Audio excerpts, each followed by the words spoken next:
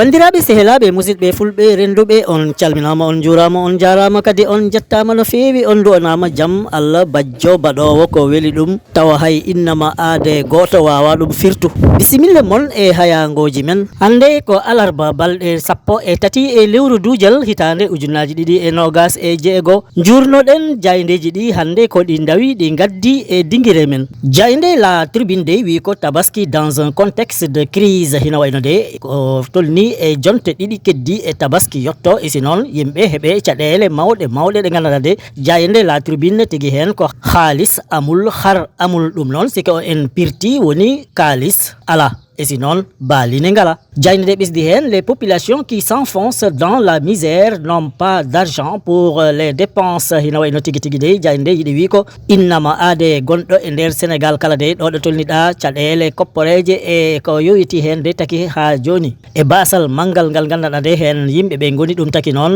wayno ko hay goto de jogaki kopporeje ɗe ganduɗa kamɗe tigui heɓoranta on ɗon tabaski mbo paɗen jayde ɓesdi hen le prix d'un mouton bélier haru yar varie entre 200 000 et 2 millions francs CFA hina wayno baali ɗiɗi ganduɗa de hiɗi ne'a e nder galleji heɗe jawdi kam hindi fuɗɗi ujunnaje capanɗe nayyi e coggudi ha yetti e million ngaji ɗiɗi e koppareje men ɗum noon jayde nde wi ko hina tiiɗi jayde nde wattidori ko le prix des légumes qui accompagne le repas de tabaski augmente hina wayno kala ko sodate hina yahda e ndin ɗon jawdi e ko defate e ñalande tabaski de wayino ko ɗum foof de coggoli ɗi hande ɗi ɓesdama no hannirta di e wiide jayde la tribune jayde l'évidence wi ko gonga kay sabo windi ko tabaski 2026 inquiétude autour du bétail et de la flambée des prix en zone rurale hina wayno de o tabaski hitande ujuna ɗiɗi e nogas e jeego fayre mawde waɗi yowiti e jawɗi ɗi ganduɗa de kam ɗi poti waɗe tabaski sabo mbarɗi ngakkata mbarɗi mankata jayde ɓesdi hen flambée des prix dans les zones rurales hina wayno tigui de ko cogguli ɗi kam ɗi nisi ɗi tiiɗi tigui tigui toon to ganduɗa de kam ɗum woni dowri to jawɗi ɗi guimmorte jayde l'évidence ɗum tigui ɓesdi hen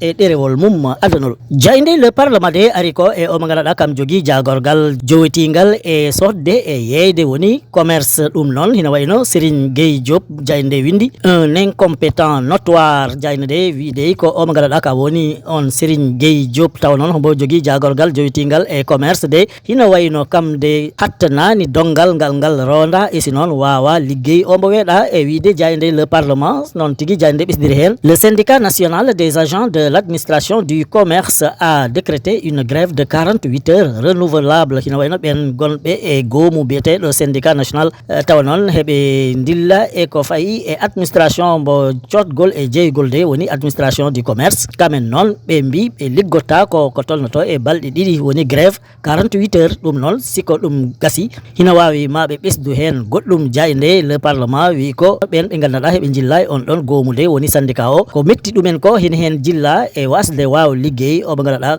kambo Serigne Gueye Diop holliri e si noon firtude aadi ndi ndi ganduɗa de kam Serigne Gueye Diop on waɗi ɗum jayde nde ɓesdi hen nde wondo noon kamen ɓe mbi Serigne Gueye Diop hattanani ko rondi ko de kamen ɓe ƴetti kalame mumen ɓe naɓimo to hoorejo lesdi Sénégal woni Bassirou Diomaye Diakhar Faye e si noon ɓe naɓimo to keyniɗo jagorɓe lesdi Sénégal woni Ousmane Sonko e wiide jayde le parlement jayde le quotidien de wi ko toon to la morgue lesdi Kenya woni Nairobi omo ganduɗa ka woni hoorejo lesdi Sénégal de Diomaye Faye e o keyniɗo goomu kopporeje aduna woni FMI inde mum woni Georgieva kamen de ɓe kawri ɓe pottiti ɓe joɗodi e si noon jayno de ɓesdi hen ko cash continue entre le Sénégal et le FMI hina wayno de e batuji e laydude e état de yitedir ɗum tigui jayde wi kamen ɓen ɗon ɗiɗo etotono wat woni Diomaye Faye e Georgieva ha joni jayde nde ɓesdi hen ko Diomaye déclare prendre en main le dossier des relations avec le FMI ko rewi ko hakkude on ɗon goomu aduna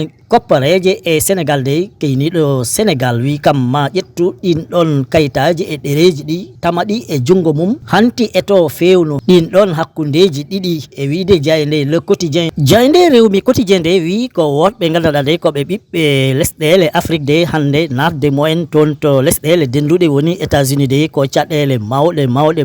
ɓe dañata hen ɗum noon hina hen jilla Sénégal kam heedi yeeso tegi hen Burundi wattidori Nigéria ɗen ɗon lesɗele tati de ɓiɓɓe mumen gam ɓe naata toon to États-Unis de hina wayno ɗum weɓata isi noon ɗum wonata noon tigui jayde rewmi quotidien windiri ɗum entrée aux États-Unis les Sénégalais les plus indésirables chez Trump en 2026 hina wayno tigui e hitande ujunaji ɗiɗi e nogas e jeego keyniɗo lesɗele woni Donald Trump de wi ko ɓiɓɓe Sénégal kam woten ɓe ganduɗa yiɗa ɗumen toon yi sakka noon ko yiyata beelu mumen jayde nde ɓisdi hen. Selon le cabinet Bouging Moons Moons, 74% des demandes sénégalaises de visa sont rejetées. Hina wayno sika en jowetima e wuro wiyetengo cabinet Bouging Moons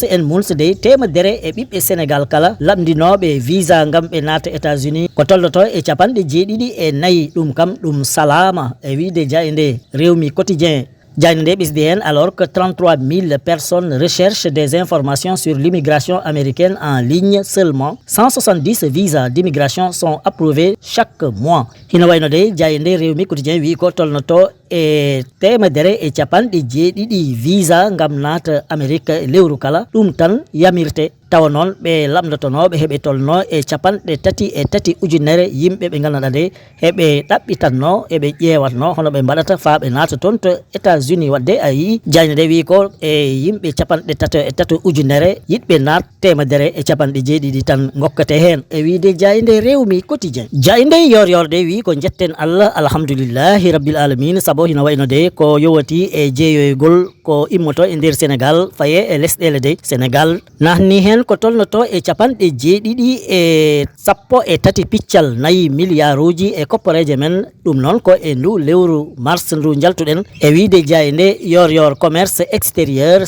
713,4 milliards de francs CFA d'exportation en mars. Jayne tegi hen ko 183,8 milliards de francs CFA d'excédent. Le Sénégal repasse dans le vert. Hina wayno de ko ɓisdi ko hen e koppareje e on ɗon commerce extérieur woni ko Sénégal yeeyoyi to caggal lesdi de ko waɗi fayida fawima hen sabo temedere e capanɗe jeetati e tati piccal jeetati milliarduji de woni ko yowiti ko hen woni ko ɓesda ko hen hina wayno noon ɗum noon ɗum addat Sénégal fofto seeɗa e caɗele ɗe ganduɗa homboɗe jogui e koppareje e wiide jayde yor si woodi jommilɗo walla dañɗo caɗele tigui de ko o mo ganduɗa kam woni Abbas Fall keyniɗo hande mairie mo Dakaru non tigui exclusive windiri ɗum délégation spéciale à la mairie de Dakar rallié Diomaye ou disjoncté hina wayno de kam on mo ganduɗa ka woni Abbas Fall de si tawi ɓataki Diomaye Faye de hina wawi immo e hoore mairie mo Dakaru ɗum noon ko goto e ɓe ganduɗa kamen ɓaadi Diomaye Diakhar Faye de kamen tigui kolli bolol ngol o mo ganduɗa ka woni Abbas Fall hande keyniɗo mairie mo Dakaru non tigui jayde windiri ɗum mbi ko hebno ko Barthélémy Diaz e on ɗon mairie mo Dakaru de sa renaki hina ñengto hina abbi e dow Abbas Fall e nino Abbas Fall ƴettirno mairie o e jungo Barthélémy Diaz de jayde nde wi ko sa renaki non tigui mairie o ne